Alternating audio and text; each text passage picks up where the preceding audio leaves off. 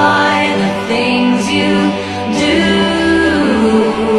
I won't cry for you, see. When you're gone, I'll still be bloody.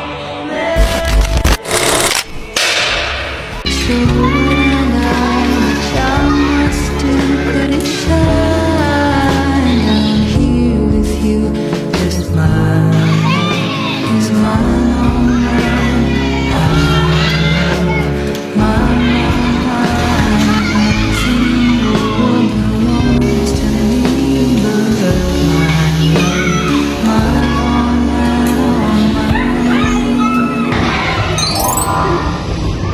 Bismillahirrahmanirrahim. Assalamualaikum warahmatullahi wabarakatuh. Perkenalkan, kita dari kelompok 6 dengan saya sendiri Jala Febrianti. Sebelah kanan saya Andriani. Kami Fareni.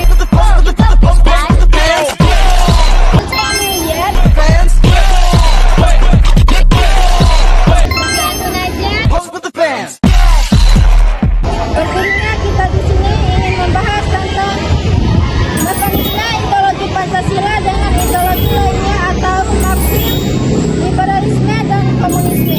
Stay tune terus ya guys. Bye bye.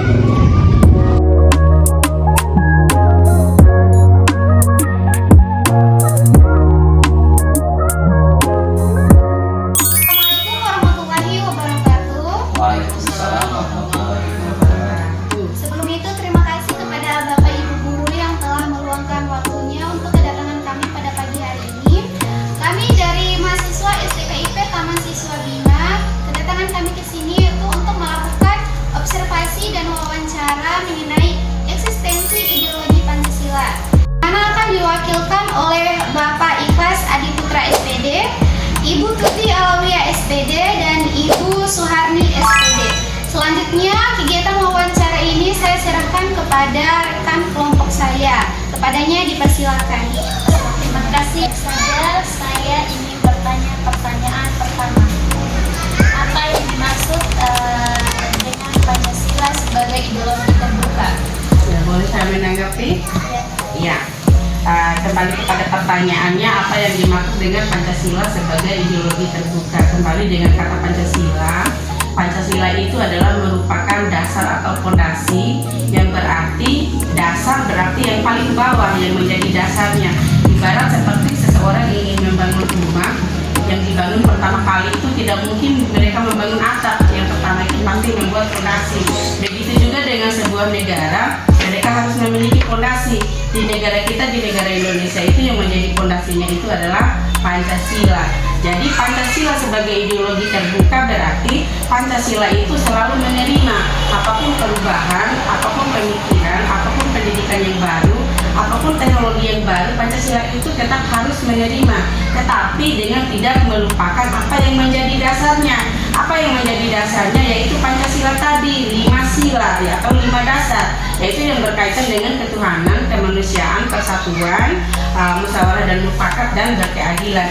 Di mana setinggi apapun pendidikan seseorang, setinggi apapun teknologi yang kita pergunakan saat sekarang ini, kita tidak boleh lupa dengan 5 sila tadi. Itulah yang dimaksud dengan Pancasila sebagai ideologi terbuka itu. Contohnya, misalnya perkembangan zaman sekarang, kita semua menggunakan HP. HP itu menjadi kebutuhan pokok. Tidak ada seseorang pun yang tidak memiliki HP, boleh dikatakan seperti itu, karena memang HP itu adalah merupakan kebutuhan pokok. Tetapi di dalam kita mempergunakan HP, kita itu tidak boleh lupa misalnya berketuhanan. Jangan sampai kita memencet HP sampai berwaktu-waktu sampai kita lupa bahwa kita itu punya Tuhan. Apa yang kita lakukan terhadap Tuhan kita yaitu menyembahnya. Jangan sampai kita menggunakan handphone tetapi kita tidak sholat. Jangan sampai kita menggunakan HP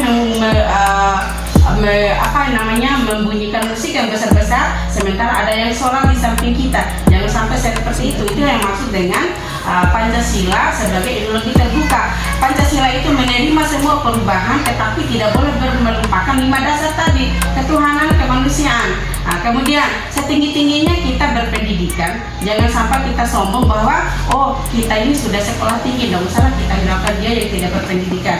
Jangan sampai seperti itu, karena di dalam salah satu 5 dasar itu ada sila kedua, kemanusiaan. Berarti kita harus menghargai orang lain, kita harus menolong tetangga atau saudara kita yang sedang mengalami kesulitan. Itulah sila kedua. Yang ketiga, persatuan. Di dalam berkembangnya zaman sekarang ini, orang yang ada di jauh saja itu menjadi dekat karena globalisasi atau perkembangan zaman.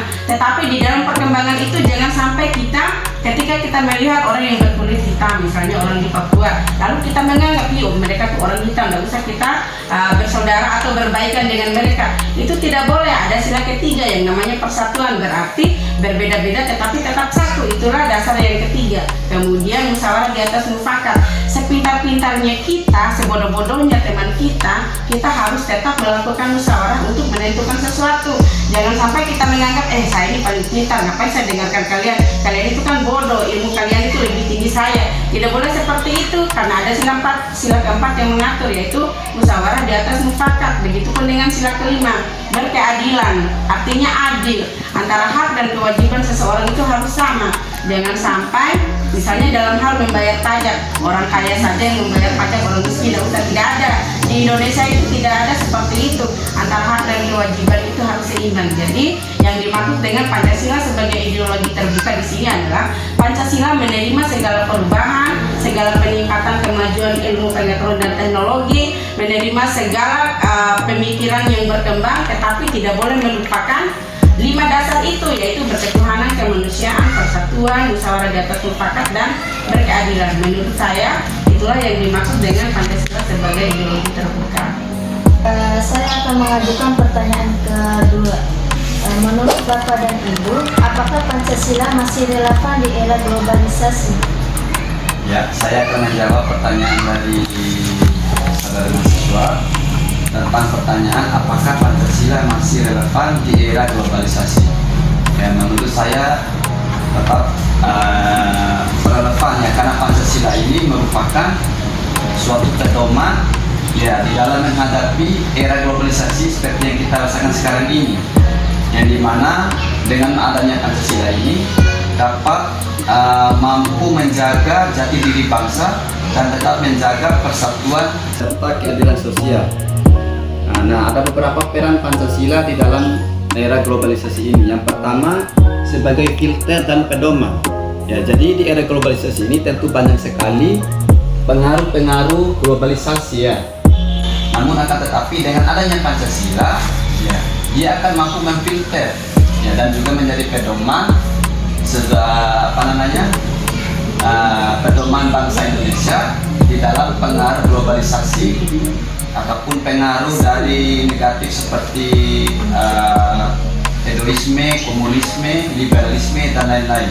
Nah, yang kedua ini sebagai pembentuk karakter bangsa, yang dimana Pancasila ini membentuk individu yang kompetitif, yang beretika dan memiliki jati diri yang kuat yang berakar pada nilai luhur bangsa. Yang terakhir ini ada Pancasila sebagai perekat identitas nasional. Ya. Jadi Pancasila di sini memperkuat persatuan di tengah keberagaman budaya dan ideologi asing, ya, serta menjadi identitas bangsa yang membedakan dari bangsa lain. Ya, mungkin sekian dari saya. Saya kembali. Baik, saya akan mengajukan pertanyaan ketiga. Menurut Ibu, mengapa Pancasila disebut sebagai ideologi jalan tengah? Baik, izin menanggapi mengenai pertanyaan mengapa Pancasila disebut sebagai ideologi jalan tengah. Jadi karena Pancasila itu tidak bersifat ekstrem seperti komunisme atau liberalisme, tapi Pancasila itu sebagai penyeimbang. Ya, Pancasila menjadi penyeimbang antara kepentingan individu dengan kepentingan masyarakat, baik itu secara nilai-nilai spiritual maupun material. Jadi negara kita ini tidak liberal, tidak juga komunis, tapi negara ini dengan negara demokrasi. Jadi Pancasila itu tidak bersifat ekstrem, tetapi menyeimbangkan antara kepentingan individu dengan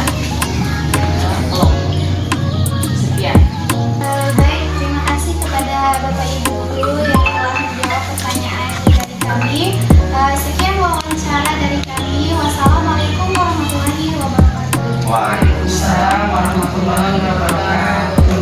Sekian dari kelompok kami.